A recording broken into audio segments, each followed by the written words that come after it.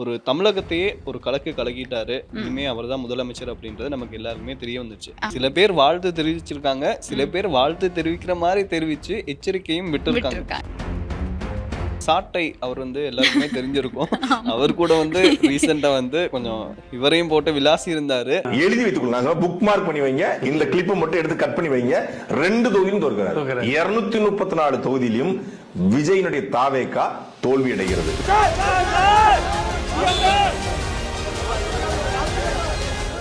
இன்னும் கொஞ்ச நாள்ல ஊசி ஆனந்த் அவர்களும் விஜயும் இலங்கையில ஜனாதிபதி அனுர கிட்ட எங்களுக்கு கச்சத்தீவை தாங்க அப்படின்னு சொல்லி கேட்குற மாதிரி மீம்ஸ் வந்திருந்தது. தமிழக அரசியல் வரலாறா இருக்கட்டும், இலங்கை அரசியல் வரலாறா இருக்கட்டும், யாரோட தனிப்பட்ட வாழ்க்கையில பிரச்சனைகள் இல்லை, யாரு சரியா பெர்ஃபெக்டா இருந்து அவங்களுடைய நாட்டை ஆண்டிருக்காங்க. நல்ல ஞாபகம் இருக்கு. அதாவது கூட்டம் எல்லாம் இப்போ கூட்டம் எல்லாம் ஓட்டா மாறாது அப்படின்னு சொல்லி ஏன் கூட்டம் இவங்களுக்கு மட்டும் தான் வந்திருக்கா, இதுக்கு முன்னாடி எவ்வளவு பேருக்கு வந்திருக்கு அப்படிங்கிற ஒரு கருத்தை சொல்லியிருந்தாரு. அதே மாதிரி கண்டிப்பா மாறாது.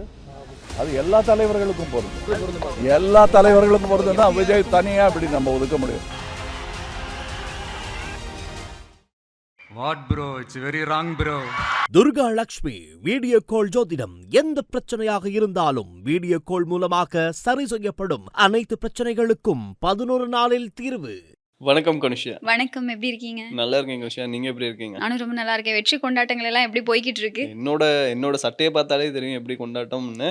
அதே மாதிரி உங்களுடைய சட்டையை பார்த்தாலும் தெரியும் யாரு கொண்டாடுறாங்க. தாக்கப்பட்டுட்டே இருக்கேன், என்ன கதை தெரியல, யார் அந்த வெற்றியை கொண்டாடுறாங்க அப்படின்றத நல்லாவே தெரிஞ்சிருக்கும். இல்ல இது ஆக்சிடென்ட். சரி, ஓகே. ஆனா நேத்து ஐம் பண்ணி வச்ச மாதிரி இருந்துச்சு. சரி, ஓகே. சரி, இன்னைக்கு நம்ம நிகழ்ச்சியில் நிறைய விஷயங்கள் பார்க்க போறோம். முதலாவது தான் என்ன அப்படின்னு பாத்தீங்கன்னா, தமிழக சட்டமன்ற தேர்தல். அதுதான் இப்போ சூடு பிடிச்சி அப்படியாவது ஒரு முடிவுக்கு வந்துருச்சு. ஆனா இன்னுமே விஜய் பதவி ஏற்கல. அதுக்கு கொஞ்சம் டைம் கேட்டிருக்காப்ல. அதை பத்தி பார்க்கலாம். அது மட்டும் இல்லாம அதே மாதிரி இப்போ இலங்கையில பெரிய பேசு பொருளா மாறி இருக்கக்கூடிய விஷயம் தான் திரைசேரியில இருந்து $2.5 மில்லியன் காணாம போனது. இல்ல காணாமல் போனதுன்னு இதுக்கு மேலேயும் சொல்லப்படக்கூடாது. இது திருடப்பட்ட பணம் அப்படின்னு உறுதிப்படுத்தப்பட்டிருக்கு. இது தொடர்பாக பல தகவல்கள் வெளியாகி இருக்கு. முக்கியமா ஒரு சர்ச்சைக்குரிய ஒரு முன்னாள் அமைச்சர் ஒருத்தர் இது தொடர்பாக முக்கியமான கருத்தை வெளியிட்டிருக்காரு. அதை பற்றியும் அதோட ஏனைய விவரங்கள் தொடர்பாகவும் நம்ம இன்னைக்கு நிகழ்ச்சியில் பேசலாம். ஸோ நிகழ்ச்சிக்குள்ளே போகலாமா? சரி, போகலாம் வாங்க. சரி, முதலாவதாக என்ன சம்பவம் அப்படின்னு பார்த்தீங்கன்னா, தமிழக சட்டமன்ற தேர்தல் தான். விஜய் ஒரு வரலாற்றையே உருவாக்கி இருக்காரு அப்படின்னு சொல்லலாம். அன்னை கூட பேசியிருந்தோம், அந்த வரலாற்றை மாற்றியவர் அப்படின்னு சொல்லி ஜனாதிபதி அனுரகுமாருக்கு விருது ஒன்று கொடுத்துருந்தாங்க. ஆனால் இதே விருதை விஜய்க்கும் கொடுக்கலாம். ஏன் அப்படின்னு பார்த்தீங்கன்னா, ஒரு தமிழகத்தையே ஒரு கலக்கு கலக்கிட்டாரு. இனிமே அவர்தான் முதலமைச்சர் அப்படின்றது நமக்கு எல்லாருக்குமே தெரிய வந்துச்சு.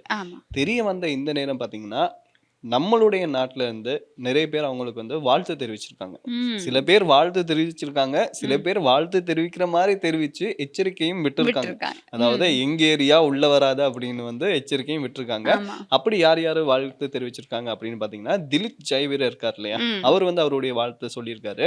விஜய்க்கு அதாவது 2024 கட்சியை உருவாக்கி இந்த 2 வருஷத்துல நீங்க அவ்வளவு பெரிய ஒரு வரலாற்றையே உருவாக்கி இருக்கீங்க, மாபெரும் வெற்றி அப்படின்னு சொல்லியிருக்காரு. அது மட்டும் இல்லாம பாத்தீங்கன்னா, நான் சொன்ன மாதிரி இவங்க எல்லாம் வாழ்த்துறாங்க. வாழ்த்தி ஒரு எச்சரிக்கை விடுத்திருக்கிறது யாரு அப்படின்னு பாத்தீங்கன்னா, நாமல் ராஜபக்ஷ. அவர் என்ன சொல்லியிருக்காரு அப்படின்னா, விஜய் உங்களுக்கு வாழ்த்துக்கள். தமிழக வெற்றி கழகம் நீங்க பெருசா ஒண்ணு கிரியேட் பண்ணிட்டீங்க, வாழ்த்துக்கள். ஆனா நீங்க கச்சத்தீவுக்கு வரணும். வரும்போது எப்படி வரணும் அப்படின்னு பாத்தீங்கன்னா, விசா எடுத்துட்டு வாங்க அப்படின்னு சொல்லியிருக்காரு. ஏன்னா கச்சத்தீவு எங்களோடது, நீங்க எங்க நாட்டுக்கு வரணும்னா விசா எடுத்து தான் வரணும் அப்படின்னு மறைமுகமா எச்சரிக்கை விடுத்திருக்காரு நாமல் ராஜபக்ஷ. ஸோ இப்ப எல்லாருக்குமே எதிர்பார்ப்பு என்ன அப்படின்னு பாத்தீங்கன்னா, விஜய் இந்த கச்சத்தீவு விஷயத்துல என்ன பண்ண போறாரு. தேர்தல் வாக்குறுதியா இருக்கட்டும், நிறைய பேசியிருக்காரு. ஸோ ஈழத் தமிழர்களுக்காக அவர் என்ன பண்ண போறாரு, அதோட இந்த நாமல் வேற இப்ப இப்படி சொல்லியிருக்காரு. இது என்ன நடக்க போகுது அப்படின்னு தெரியல. ஆனா அரசியல் களம் ரொம்ப சூடு பிடிக்க போகுது அப்படின்றது இப்பயே தெரிஞ்சிருச்சு. ஆமா, நாமல் ராஜபக்ஷ இப்படி ஒரு எச்சரிக்கை விடுத்திருக்காரு. கச்சத்தீவுக்கு வாரது நான் விசா எடுத்து வாங்க, கச்சத்தீவு எங்களோடது அப்படின்னு சொல்லி. நாமளோட நெருங்கிய நண்பர் என்ன சொல்லியிருக்காரு தெரியுமா? அதுவும் அப்படியே என்ன சொல்றது, இப்போ உடன் பிறவாத சகோதரர்கள் மாதிரி பழகிட்டு இருக்கக்கூடிய 2 பேர். வேற யாரு? நம்மளுடைய யாழ்ப்பாணத்தை சேர்ந்த தமிழ் அரசியல்வாதி அர்ச்சுனா என்ன சொல்லியிருக்காரு அப்படின்னா, கச்சத்தீவு என்ன கச்சத்தீவு, யாழ்ப்பாணத்தையே கொடுங்க தமிழகத்துக்கு, அவங்க எங்களை பாதுகாப்பா பார்த்துக்கொள்வாங்க அப்படின்னு சொல்லி பார்லிமெண்ட்லயே போய் பேசியிருக்காரு. இப்போ கச்சதீவை விஜய் கேட்டிருக்கிறார் என்பதற்காக சொல்லியிருக்கிறீர்கள், உங்களுடைய ஜனாதிபதி வந்து கச்சதீவை தரமாட்டார் என்று. நாங்க சொல்லுறோம் கச்சதீவை மட்டுமில்ல யாழ்ப்பாணத்தையுமே தமிழகத்துக்கு கொடுக்க சொல்லி தமிழக மக்கள் எங்களை பாதுகாத்துக் கொள்வார். அவரோட அந்த கருத்து வந்து பெரிய சர்ச்சைகளை எங்களுடைய தமிழ் மக்கள் மத்தியில், அதாவது ஈழத்தமிழர்கள் மத்தியில் பேசு பொருளாக மாறி இருக்கு. ஏன் அப்படின்னு சொன்னால், நிறைய பேர் கேட்குறாங்க கேள்வி, நாங்கள் சொல்லலை, கமெண்ட்ஸில் வந்துக்கிட்டு இருக்கு அப்படின்னு சொன்னால், இது யாரோட சொத்து நீங்கள் தூக்கி அப்படி கொடுக்கறதுக்கு அப்படின்னு சொல்லி அழகாக சொல்லியிருப்பார். கச்சத்தீவு என்ன கச்சத்தீவு, அவங்க கச்சத்தீவு கேட்டதுக்கு உங்களோட ஜனாதிபதி என்ன கொடுக்க மாட்டேன்னு சொல்லியிருக்காரு. கச்சத்தீவு மட்டும் இல்லை யாழ்ப்பாணத்தையே கொடுங்க அப்படின்னு அவ்வளோ உரிமையோட, ஏன்னா மக்கள் வாக்களிச்சிருக்காங்க இல்லையா, வாக்களித்த மக்கள் அவ்வளோ உரிமை கொடுத்துருக்காங்க. அந்த உரிமையை வந்து முழுக்க முழுக்க பயன்படுத்தி அவர் அப்படி ஒரு ஸ்டேட்மெண்ட்டை சொல்லியிருக்காரு. அப்போது இன்னைக்கு வந்து அது வந்து ரொம்ப சூடு பிடிச்சி போய்கிட்டு இருக்கு பார்லிமெண்ட்லேயுமே கூட. இது எதனால அப்படின்னு பாத்தீங்கன்னா, நம்ம சாட்டை அவர் வந்து எல்லாருக்குமே தெரிஞ்சிருக்கும். அவர் கூட வந்து ரீசெண்டா வந்து கொஞ்சம் இவரையும் போட்டு விளாசி இருந்தாரு. அவர் அந்த கடுப்புல இருந்திருப்பாரு போல. அவர் வந்து விஜய்க்கு சப்போர்ட் அப்படின்றத முதலே சொல்லியிருந்தாரு. ஸோ அந்த சந்தோஷத்துல அவர் வந்து வார்த்தைகள் விட்டுருக்கலாம். வார்த்தைகள் விட்டது இல்லாம பாத்தீங்கன்னா, இந்த விஜயோட வெற்றியை வந்து இந்தியால கொண்டாடுறாங்களோ இல்லையோ, ஸ்ரீலங்கால வந்து செம்மையா கொண்டாடுறாங்க. சட்டையிலேயே பார்த்தாலே விளங்குது. அதே மாதிரி பாத்தீங்கன்னா, திருகோணமலை கிண்ணியா பகுதியில வந்து கேக் வெட்டி கொண்டாடி இருக்காங்க. யாழ்ப்பாணத்துல வந்து சாப்பாடு கொடுத்து கொண்டாடி இருக்காங்க. சோ எனக்கு புரியல. இப்ப அவர் வந்து இலங்கைக்கு என்ன பண்ண போறாரு அப்படின்றது வந்து தெரியல. பண்ணுவாரா அப்படின்றதே கேள்விக்குறிதான். அப்படி இருக்க பட்சத்துல அவருடைய வெற்றியை வந்து இங்க கொண்டாடி ரசிகர்களா இருக்கட்டும். அவர் வந்து படத்துக்கு கொண்டாடுறது வேறு விஷயம். அரசியல் என்ட்ரி வந்து அவருடைய பர்சனல் ஒப்பீனியனா இருக்கலாம். அதை வந்து கொண்டாட வேணுமா அப்படின்னு நிறைய பேர் வந்து கேள்வி கேட்கறாங்க. இது என்னோட கேள்வி கிடையாது. நிறைய பேர் வந்து கேள்வி கேட்கறாங்க. இல்ல, அது வந்து ஒரு சாதாரணமான கேள்விதான். ஏன்னா இப்போ அர்ச்சுனா, அதை தாண்டி நாமல் ராஜபக்ஷ, திலீப் ஜெயவர், இவங்க எல்லாருமே தாண்டி எங்களுடைய தமிழ் அரசியல்வாதிகள் பல பேர் வந்து இன்னைக்கு பாராளுமன்றத்தில் வந்து விஜய்க்கு வாழ்த்து தெரிவிச்சிருந்ததை பார்க்கக்கூடியதா இருந்தது. முக்கியமா வந்து மனோ கணேசன் அவர்களும் அவரோட சமூக வலைதளத்துல வந்து பதிவிட்டு வாழ்த்து தெரிவிச்சிருந்தாரு. அதே மாதிரி ஸ்ரீதரன் அவர்களும் கூட ஈழத்தமிழர்கள் வந்து உங்களோட வெற்றியை வந்து ஒரு பெரிய வெற்றியா இலங்கையில பார்த்துக்கிட்டு இருக்காங்க அப்படிங்கிறத உங்களுக்கு தெரியப்படுத்திக்கிறேன் அப்படின்னு சொல்லி பார்லிமெண்ட்ல வந்து விஜய்க்கு வாழ்த்து தெரிவிச்சிருந்தாரு. இப்படி இலங்கை, நீங்க சொன்ன மாதிரி தான், இலங்கையில இருக்கக்கூடிய தமிழர்கள் விஜயோட வெற்றியை வந்து ஒரு மிகப்பெரிய வெற்றியா பார்க்குறாங்க. இதுக்கான காரணம் என்ன அப்படிங்கிறது இப்போ வரைக்குமே புரியல. இளைஞர்கள் கிட்ட இருக்கக்கூடிய ஒரு அந்த அவர் ஒரு பெரிய ஸ்டார், அவர் வந்து ஒரு பெரிய ஒரு ஸ்டார், அவருக்கு இருந்த ஒரு பெரிய ஸ்டார்டம் விட்டு கொடுத்து தான் அவர் வந்து இந்த இடத்துக்கு வந்திருக்காரு அப்படிங்கிறத பல இடங்கள்ல அவர் வந்து பதிவு செஞ்சிருக்காரு.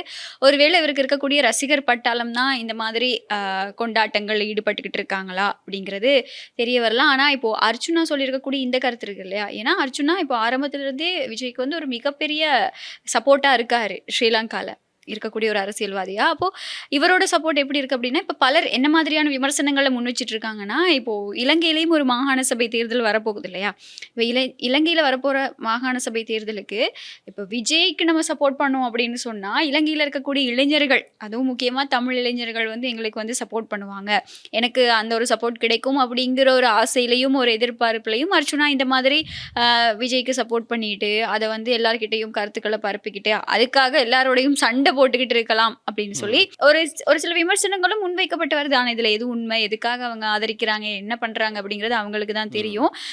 நாங்க நேத்து பேசினதுதான், இப்போ விஜய் வந்துட்டாரு அப்படிங்கிறதுக்காக இலங்கையில என்னென்ன மாற்றங்கள் நடக்கும். இப்ப நம்ம கேக் வெட்டி கொண்டாடுற அளவுக்கு, சாப்பாடு கொடுத்து கொண்டாடுற அளவுக்கு எங்களுக்கு எதுவுமே நடக்காது. அப்போ இப்போ நாமல் சொன்ன விஷயம்தான், கச்சத்தீவு அப்படிங்கிறது வந்து விஜய் தேர்தலில் வின் பண்ணதுக்கு அப்புறம் அவருக்கு வந்து அவர் முதலமைச்சராக போறாரு அப்படிங்கிறது வந்து கிட்டத்தட்ட உறுதியானதுக்கு அப்புறமா வந்து இலங்கையில எந்த அளவுக்கு இந்த தேர்தல் முடிவுகளோட தீவிரம் இருந்துச்சோ அதே மாதிரி கச்சத்தீவு பத்தி இப்போ அதிக அளவில் பேச ஆரம்பிச்சிட்டாங்க. ஏன்னா உங்களுக்கு நல்லா ஞாபகம் இருக்கும், கச்சத்தீவு அப்படிங்கிற விஷயத்த என்னைக்கு விஜய் அவரோட பிரச்சாரத்துல பயன்படுத்தினாரோ உடனே ஜனாதிபதி அங்க விசிட் பண்ணிட்டாரு. எங்களுடைய ஜனாதிபதி, நாட்டு ஜனாதிபதி அனுரகுமார திசாநாயக்கா அந்த இடத்துக்கு விசிட் பண்ணி அங்க சுத்தி பார்த்து எல்லாம் பண்ணிட்டு, அதுவும் அரசாங்க தரப்புல இருந்து பலர் வந்து சொல்லியிருந்தாங்க, கச்சத்தீவு எப்பவுமே வந்து தமிழகத்துக்கு விட்டு கொடுக்கப்படாது, அது எங்களுடையது அப்படின்னு சொல்லி உறுதியா சொல்லியிருந்தாங்க. இப்போ அந்த விஷயங்கள் எல்லாம் மறுபடியும், அதாவது திருப்பி ஞாபகம் ஞாபகம் வருது. இந்த நேத்து தேர்தல்ல விஜய் வெற்றி பெற்றதுக்கு அப்புறமா ஒரு சில மீம்ஸும் பார்க்கக்கூடியதா இருந்தது. இன்னும் கொஞ்ச நாள்ல புசி ஆனந்த் அவர்களும் விஜயும் வந்து இலங்கையில ஜனாதிபதி அனுர கிட்ட வந்து எங்களுக்கு கச்சத்தீவை தாங்க அப்படின்னு சொல்லி கேட்குற மாதிரி மீம்ஸ் வந்திருந்தது. ஸோ எது எப்படி இருந்தாலுமே கூட இலங்கையில் ஈழத்தமிழர்களுக்கு இதனால பெரிய மாற்றங்கள் எதுவும் இருக்காது. மற்ற எல்லாத்தையுமே தாண்டி இப்போ வரைக்குமே இந்தியாவிலேருந்து ஒரு சில உதவிகள் எங்களுக்கு கிடைச்சிட்டு இருக்கு இல்லையா. இப்போ நமக்கு ஞாபகம் இருக்கும் டிட்வா புயல் அந்த சந்தர்ப்பங்களில் கூட இந்த விமானங்கள் மூலமாக ஹெலிகாப்டர்கள் மூலமாக வந்து எங்களுக்கு பாலங்கள் எல்லாம் கொண்டு வரப்பட்டது. எங்களுடைய நாடு அவ்வளவு இந்த இயற்கை அனர்த்தத்தால் சேதமடைஞ்சிருக்கக்கூடிய சந்தர்ப்பத்தில் இந்தியா பெரிய ஒரு உறுதுணையாக இருந்தது. அப்போ இந்த திட்டங்கள் எல்லாமே வந்து மத்திய அரசுக்கு கீழே இருந்து தான் எங்களுக்கு கிடைச்சிக்கிட்டு இருக்கு. தமிழக அரசியல் மாற்றம் நடக்குது அப்படிங்கிறதுக்காக இலங்கைக்கு கிடைக்கிற உதவிகளோ இலங்கைக்கு இது வரைக்கும் கிடைச்சிக்கிட்டு இருந்த நல்ல விஷயங்கள் எதுவுமே ஸ்டொப் ஆகாது. அதெல்லாம் அப்படியே கண்டினியூ ஆகிட்டு தான் இருக்கும். விஜயோட அரசியல் வருகை அப்படிங்கிறது எங்களுக்கு எந்த விதமான மாற்றத்தையும் ஏற்படுத்தாது. அந்த மாற்றத்தை வந்து சில பேர் புரிஞ்சுக்கிறாங்கல்ல, அதுதான் மேட்ரு. ரசிகர்களா அவங்க வந்து கொண்டாடுறது வந்து சந்தோஷமானதுதான். பட் அவருடைய அரசியலுக்கும் அவருடைய சினிமா துறைக்கும் வந்து நிறைய டிஃப்ரெண்ட் இருக்கு. அதை இனிமே எப்படி பார்க்க போறாங்கன்னு தெரியல. அண்ட் இப்போ இது வரைக்கும் விஜய் பிரச்சாரம் பண்ணதா இருக்கட்டும், அதெல்லாம் ஒரு முக்கிய பகுதி அப்படின்னு பார்த்தாலுமே இனிமேதான் ஆட்டமே ஆரம்பமாக போகுது அப்படின்னு சொல்லலாம். ஏன்னா அவர் பதவியேற்றதுக்கு பிறகு என்னென்ன நடக்க போகுது அப்படின்னு தெரியல. இவர் எப்படி வர்ற பிரச்சனைகளை வந்து ஃபேஸ் பண்ண போறாருன்னு தெரியல. ஸோ இதெல்லாமே வெயிட் பண்ணி தான் பார்க்கணும். அண்ட் நீங்க வந்து சொன்னீங்க இல்லையா, ஸ்ரீலங்கால ஒரு அமைச்சர் வந்து சொன்னாரு கச்சத்தீவையும் இதை கொடுக்கலாம் அப்படின்னு சொன்னாரு. எனக்கு வந்து ஒரு விஷயம் ஞாபகம். சில பேர் எப்படி இருப்பாங்க அப்படின்னு பாத்தீங்கன்னா, கல்யாண வீட்டுல வந்து நான் தான் மாப்பிள்ளையா இருக்கணும் அப்படின்னு இருப்பாங்க. அதே மாதிரி ஒரு துக்க வீட்டுல வந்து அதுக்கு காரணம் நான் தான் இருக்கணும் அப்படின்வாங்க. அதாவது எந்த விஷயம் நடந்தாலுமே நம்ம வந்து அங்க போய் ஸ்கோர் பண்ணணும் அப்படின்னு சொல்லுவாங்க. இப்போ ரீசெண்டா கூட ஒரு வீடியோ ஒன்று பார்த்தோம். ஒரு போட்ல போயிட்டு இருப்பாரு, அந்த ஜக்கெட்டை போட மாட்டாரு. இப்போ அதுக்கு வந்து ஒரு ஆர்கியூமெண்டா நடக்கும். போற இடத்துல எல்லாமே பிரச்சனை, சர்ச்சைகள். சர்ச்சைகளுக்கு பேர் போனவர் அப்படின்னு சொல்லலாம். ஸோ அவரு நினைச்ச மாதிரி தூக்கி கொடுத்துட முடியாது. நீங்க சொன்ன மாதிரி தான், அதெல்லாம் அவருடைய ப்ராப்பர்ட்டி இல்லை. அதுக்குன்னு அரசாங்கம் இருக்கு, எல்லாமே இருக்கு. அண்ட் விஜயோட கட்சியில அந்த ராஜ்குமார்னு ஒருத்தர் இருக்காது, அந்த ஒரு பழமொழி ஒன்று இருக்கு, தலைவன் எவ்வளியோ தொண்டனும் அவ்வளி அப்படின்னுவாங்க. ஸோ அவரும் வந்து இப்போ ஸ்ரீலங்கால ஒரு கேர்ளை தான் வந்து கல்யாணம் பண்ணியிருக்காரு. அவரும் மீடியா ஆர்டிஸ்ட் அப்படின்னு சொல்லலாம். அதை படிக்கும் போது எனக்கு வந்து ஒரு பக்கம் சந்தோஷமா இருந்துச்சு. அப்புறம் வந்து யோசிச்சேன், தலைவர் பண்ண சில விஷயங்களும் வந்து யோசிச்சு பார்த்தேன். தலைவன் இவ்வளியோ தொண்டனும் அவ்வளினா இது என்ன நடக்க போதோ தெரியல. இல்ல அந்த விஷயத்துல நான் இப்படி ஒரு விஷயத்த சொல்லிக்கிற விரும்புறேன் இந்த டைம்ல. என்ன அப்படின்னு சொன்னா, இப்போ யாருக்கு தான் இந்த மாதிரி தனிப்பட்ட வாழ்க்கையில இப்போ டக்குன்னு வந்து நான் அவருக்கு ஆதரவா பேசுறேன் அப்படிங்கிறத எடுத்துக்க வேண்டாம். நான் வந்து இல்ல நான் பொதுவான ஒரு கருத்தை முன்வைக்கிறேன். இது வந்து நான் விஜய் ரசிகர்கள் அவங்கள தாண்டி பொதுவா யாரு கதைச்சாலுமே, யார் இந்த விஷயத்த வந்து ஒரு வீக்னஸா கொண்டு வந்தாலுமே, என்ன பெருசா ஒரு விஷயத்த கொண்டு வருவாங்க எப்படின்னா, வீட்டை பார்த்துக்க தெரியாதவர் என்னென்ன நாட்டை பார்ப்பாரு அப்படின்னு சொல்லி ஒரு கருத்தை தான் கொண்டு வந்து முன்வைக்கிறாங்க.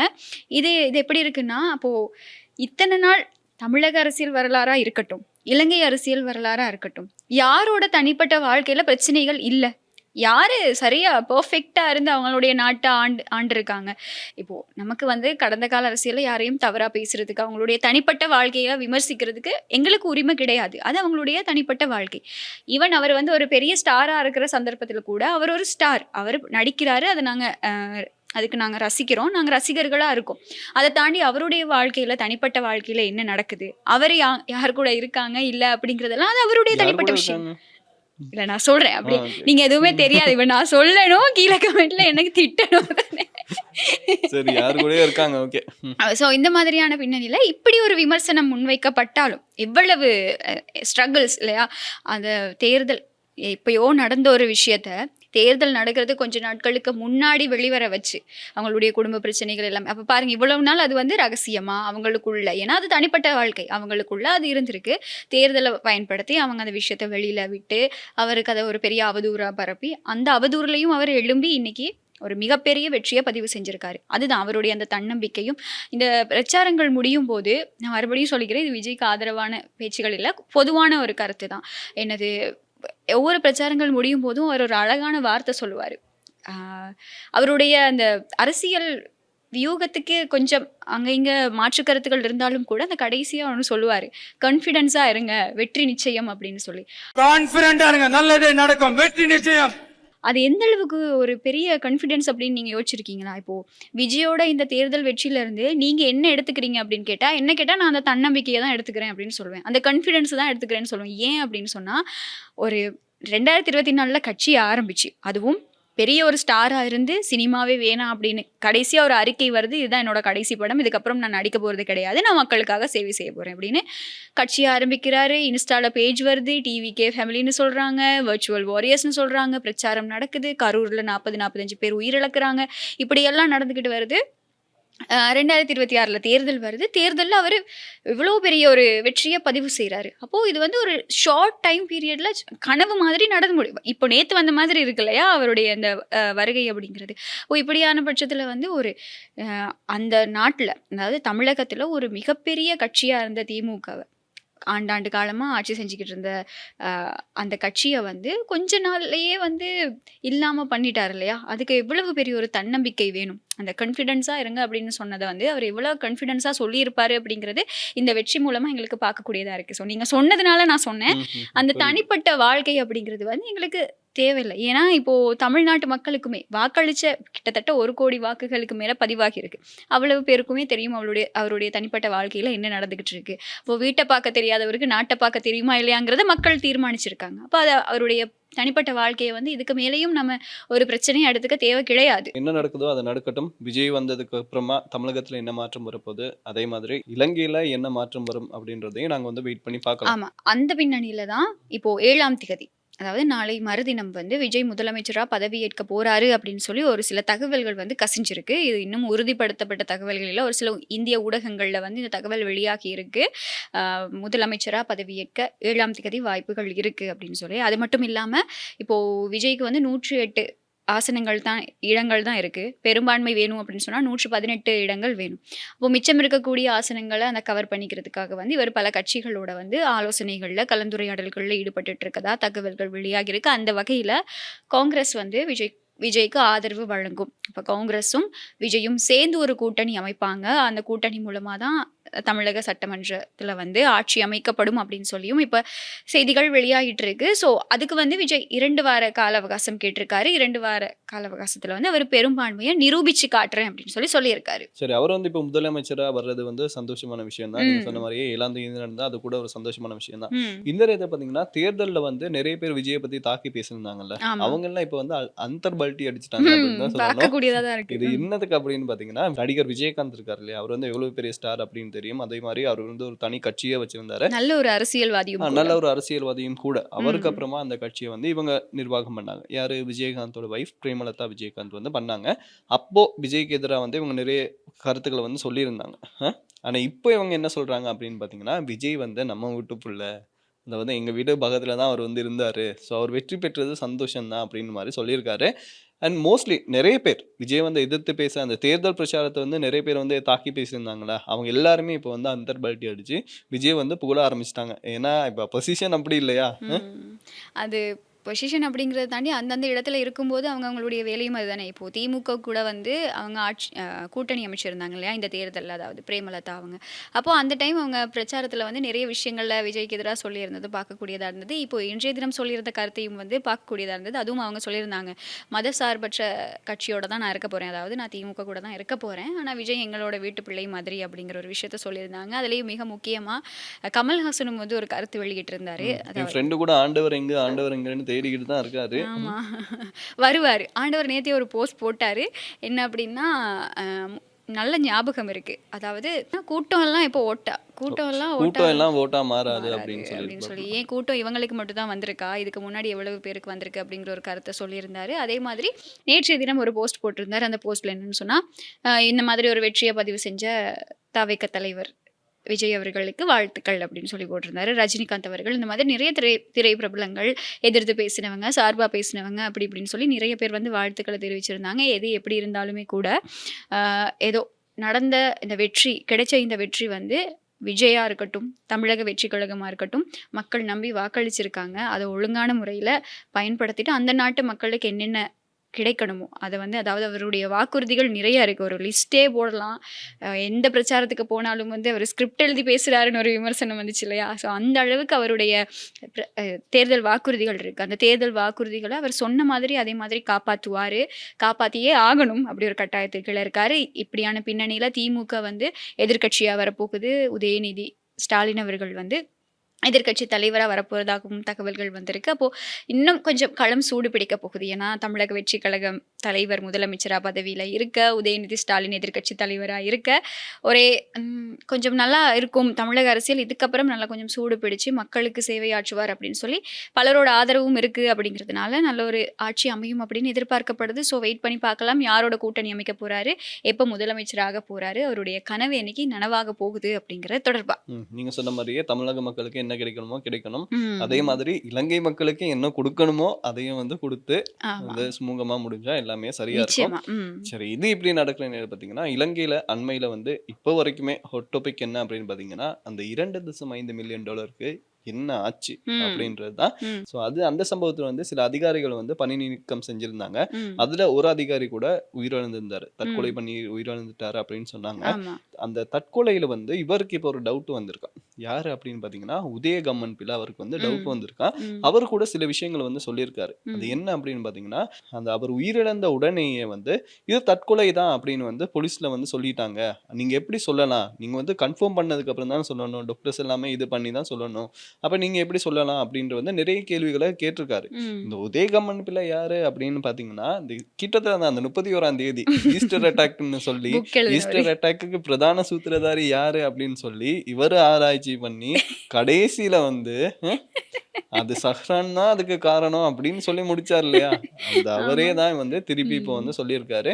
இது கூட என்ன அரசியல் வட்டாரங்கள் என்ன சொல்லுது அப்படின்னு பாத்தீங்கன்னா இந்த சம்பவத்தை வச்சு அவர் வந்து கொஞ்சம் ஃபேமஸ் ஆகலான்னு பாக்குறாரு, மீடியாவுக்கு வந்து ஏதாவது செய்யணும் அப்படின்னு பாக்குறாரு, அவருடைய இருப்பை வந்து மற்றவங்களுக்கு தெரிய வைக்கணும்ன்றதுக்காக தான் அவர் இதை பத்தி பேசிட்டு இருக்காரு அப்படின்ற மாதிரி சொல்லிட்டு இருக்காங்க. ஆமா, உதயகம்மன் பிளவோட கருத்து இப்போ அப்படி கருத்து அவர் வெளியிட்டு இருந்தாலுமே கூட இப்போ பிரேத பரிசோதனைகள்ல உறுதிப்படுத்தப்பட்டிருக்கு அவர் வந்து தற்கொலை தான் செஞ்சுக்கிட்டு இருக்காரு. மற்றது வந்து அவர் கொஞ்ச நாளா இந்த மன ரீதியா வந்து பாதிக்கப்பட்டிருந்ததாகவும் பிரேத பரிசோதனைகள்ல வந்து உறுதி செய்யப்பட்டிருக்கு. அவங்களுடைய வீட்டில் இருந்த குடும்ப உறுப்பினர்கள் கூட சொல்லியிருந்தாங்க. அது எப்படி இருந்தாலும் இப்போ அவருக்கு ஒரு சந்தேகம் வர்றது வந்து சாதாரணமான விஷயம் தான். ஏன்னா அரசாங்கத்தை எதிர்க்கணும், அரசாங்கம் மேல பழி போடணும் அப்படிங்கிற பட்சத்தில் அவருக்கு வரக்கூடிய சந்தேகங்களும் வந்து ஓகே தான், எக்ஸெப்ட் பண்ணிக்கலாம். ஆனா இந்த சந்தேகம் எப்படின்னா இந்த கொலை அதாவது இவர் உயிரிழந்த கொலை இல்லை, இவர் உயிரிழந்த டைம்லேயே பல பேருக்கு வந்திருந்தது. இது அதாவது கொலை செய்யப்பட்டாரா இல்லாட்டி தற்கொலை செஞ்சுக்கிட்டாரா அப்படிங்கிறது அதுக்கான பதில் கிடைச்சிருக்கு. ஆனால் இந்த விசாரணைகள் எந்த கட்டத்தை நோக்கி போய்கிட்டு இருக்கு அப்படின்னா இப்போ சிஐடி வந்து இந்த விசாரணைகளை தீவிரப்படுத்தி இருக்காங்க. அந்த வகையில் தான் நேற்றைய தினம் சொன்ன மாதிரி இந்த இலத்திரனியல் உபகரணங்கள் எல்லாமே வந்து சிஐடி வசப்படுத்தப்பட்டிருக்கு. ஃபோன்ஸ், கம்ப்யூட்டர்ஸ், லேப்டாப்ஸ் இது எல்லாமே வந்து சிஐடி கிட்ட தான் இருக்குது. அவங்களுடைய கண்காணிப்புக்கு கீழே இதெல்லாம் வந்து தீவிர விசாரணைக்கு உட்படுத்தப்பட்டிருக்கு. இப்படியான பட்சத்தில் நிதிக்குழுவோட தலைவர் ஹர்ஷடி சில்வா வந்து இன்றைய தினம் பாராளுமன்றத்தில் ஒரு கருத்து வெளியிட்டிருக்காரு இந்த விசாரணை சம்பந்தமாக.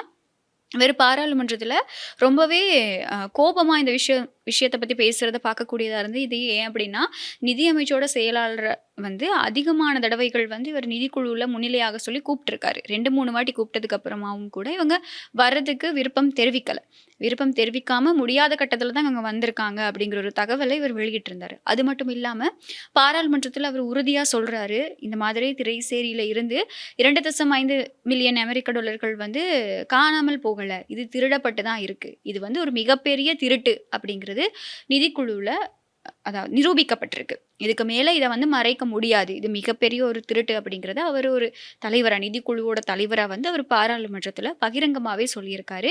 இந்த திருட்டை யார் பண்ணாங்க அப்படிங்கிறது தான் இப்போ சிஐடி கண்டுபிடிக்கணுமே தவிர இது திருட்டா இல்லையாங்கிறத கண்டுபிடிக்க தேவை கிடையாது. அவங்க என்ன கண்டுபிடிக்கணும்னா இது யார் திருடுனாங்க, எங்கே இந்த பணம் போச்சு அப்படிங்கிறத கண்டுபிடிச்சே ஆகணும் அப்படிங்கிறத அவர் ரொம்ப உறுதியாக சொல்லியிருந்தார். அது மட்டும் இல்லாமல் இப்போ இருக்கக்கூடிய அரசாங்கம் ஆட்சிக்கு வந்த புதுசில் வந்து இது வந்து ஒரு எல்போர்டு அரசாங்கம் அப்படின்னு பல விமர்சனங்களுக்கு உள்ளாகி இருந்தது, ஞாபகம் இருக்கும். இந்த அரசாங்கம் வந்து எல்போர்டு அரசாங்கம் அப்படிங்கிறத இந்த சம்பவத்தில் உறுதிப்படுத்தி இருக்காங்க அப்படிங்கிறதையும் ஹர்ஷடி சில்வா மறுபடியும் ஒரு தடவை மென்ஷன் பண்ணார். ஏன்னா நிதி அமைச்சோட செயலாளருக்கு வந்து அனுபவம் போதாது, அதாவது இந்த நிதி விஷயங்களில் அனுபவம் போதாது. அதில் இருந்த அதிகாரிகளுக்குமே வந்து இந்த நிதி பரிமாற்றங்கள் தொடர்பாக இந்த விஷயங்கள் தொடர்பாக ஒரு நிதி அமைச்சுக்குள்ளே இருக்கிற அளவுக்கு அனுபவம் போதாது. அனுபவம் இருக்கக்கூடியவங்களை தான் நீங்கள் இந்த விஷயத்தில் இன்வால்வ் பண்ணியிருக்கணும். இப்போ எல்லாருமே வந்து அனுபவம் இல்லாதவங்களாக பார்த்து போட்டு இப்போ இப்படி ஒரு பிரச்சனை நடந்துருச்சு அப்படின்னு சொல்லி ஒருத்தர் குற்றம் சுமத்துறது வந்து ஏற்றுக்கொள்ள முடியாதது அப்படின்னு அவர் சொல்லியிருக்கிறது மட்டும் இல்லாமல் இன்னும் பல விஷயங்கள் சொல்லியிருக்காரு இந்த விசாரணை தொடர்பாக. எது எப்படி இருந்தாலுமே இது மிகப்பெரிய ஒரு திருட்டு. இதுக்கு மேலேயும் ஹேக்கர்ஸ் மேலேயோ அதிகாரிகள் மேலேயோ பழி சுமத்த முடியாது. அரசாங்கம் முழுமையாக பொறுப்பு சொல்லணும். நிதி அமைச்சரா வந்து ஜனாதிபதி இதுக்கு நிச்சயமா பொறுப்பு சொல்லி ஆகணும் அப்படின்னு சொல்லி வலியுறுத்தப்பட்டிருக்கு.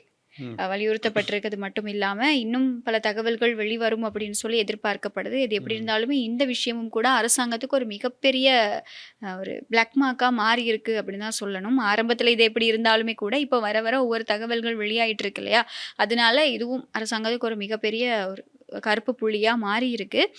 அரசாங்கம் நிச்சயமா இதுக்கு பொறுப்பு சொல்லியே ஆகணும். இந்த பணம் எங்க இருந்தது, எங்க போச்சு, யார்கிட்ட போச்சு அப்படின்னு சொல்லி. மிக முக்கியமா ஹர்ஷடி சில்வா இன்னொரு விஷயத்தையும் சொல்லியிருந்தாரு. இந்த காசை ஈடுகட்டுறதுக்கு நீங்கள் பலவத்திலிருந்து காசு கொண்டு வர போகிறது கிடையாது. மக்களுடைய வரி பணத்திலிருந்து தான் இது எப்படியுமே நீங்கள் எடுத்துக்க போகிறீங்க, ஈடுகட்டிக்க போகிறீங்க. அதனால இதுக்கு நீங்கள் நிச்சயமாக பதில் சொல்லியே ஆகணும் அப்படின்னு அவர் ரொம்ப உறுதியாக சொல்லியிருக்காரு. இவங்க என்னதான் சொன்னாலுமே வந்து நிதியமைச்சராக ஜனாதிபதி வந்து அவர் வாய் திறந்து சொன்னாதான் என்ன நடக்கும் அப்படின்றது தெரியும். அதே மாதிரி ஒரு அமைச்சர் கூட சொல்லியிருக்காரு என்ன அப்படின்னு பார்த்தீங்கன்னா, இந்த டொலஸ் வந்து காணாமல் போச்சு இல்லையா, இதை வந்து மக்கள் மேல தான் சுமத்த போறாங்க. அதுவும் மின்சார கட்டணத்தை அதிகரிக்கிறது மூலமாக இதை வந்து அவங்க வந்து கலெக்ட் பண்ணிக்கலாம், மக்கள் கிட்ட இருந்து அறிவிடலாம் அப்படின்னு ஒரு பிளான்ல இருக்காங்க. அரசாங்கம் ஒரு பிளான் பண்ணது அப்படின்ற மாதிரி சொல்லியிருக்காங்க. இது வரைக்கும் தகவல்கள் தான் வெளியாகி இருக்கு. ஆனா என்ன அப்படின்னு தெரியல. ஏன் அப்படின்னு பாத்தீங்கன்னா, இந்த 1ஆம் தேதி ஜனாதிபதி அனுரகுமார திசாநாயக்க வந்து பேசி எல்லாருமே கூட்டங்கள்ல போய் பேசியிருந்தாரு. ஆனா 2ஆம் தேதி வந்து பெட்ரோலுடைய விலையா இருக்கட்டும், அந்த டீசல் விலையா இருக்கட்டும், அதை வந்து கூட்டிட்டாங்க. ஸோ அது கூட என்ன சொல்லியிருந்தாங்க அப்படின்னு பாத்தீங்கன்னா, 1ஆம் தேதி சொல்லியிருந்தா அதை மக்கள்கிட்ட எதிர்ப்பு வந்திருக்கும் இல்லையா, ஸோ அதனால தான் 1ஆம் தேதி பேசிட்டு 2ஆம் தேதி வந்து கூட்டியிருக்காங்க அப்படின்ற மாதிரியும் எதிர்க்கட்சிகள் வந்து சொல்லிக்கிட்டு இருக்காங்க. அது வந்து வழமையா வந்து 1ஆம் தேதி தான் இந்த விலை திருத்தங்கள் வந்து மேற்கொள்ளப்படும். அது இந்த மாதம் வந்து கொஞ்சம் வித்தியாசமாக 2ஆம் தேதி கொண்டு வந்திருந்தாங்க. அதையும் பார்க்கக்கூடியதாக தான் இருந்தது.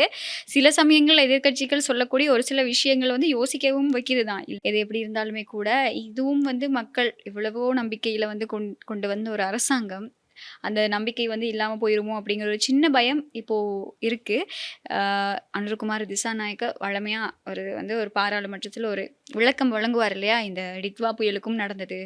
அதே மாதிரி இப்போது ஈரான் அமெரிக்கா போர் ஆரம்பித்த சந்தர்ப்பத்தில் வந்து நாங்கள் ஈரான் கப்பலை காப்பாற்றினதுக்காக பல விமர்சனங்களுக்கு உள்ளாக்கப்பட்ட சந்தர்ப்பத்திலையும் அவர் பாராளுமன்றத்தில் வந்து அவ்வளவு அழகாக ஒரு விளக்கத்தை வழங்கியிருந்தார். அது மட்டும் இல்லாமல் டீசல் பெட்ரோல் விலை கூடுறது பற்றியும் அரசாங்கத்தால் நிவாரணம் வழங்கப்படுது அப்படின்னு சொல்லி பல விளக்கங்கள் வழங்கியிருந்தார். ஆனால் இப்போ வரைக்குமே இந்த டீசல் பெட்ரோல் விலைகள் குறையலை, இன்னும் கூட்டப்பட்டிருக்கு. கிட்டத்தட்ட 470 ரூபா 500 ரூபா வரைக்குமே விலை அதிகரிக்கப்பட்டிருக்கு. இன்னும் இந்த பிரச்சனைகள் எல்லாம் எவ்வளவு தூரத்துக்கு போக போகுது அப்படிங்கிறது தான் தெரியலை.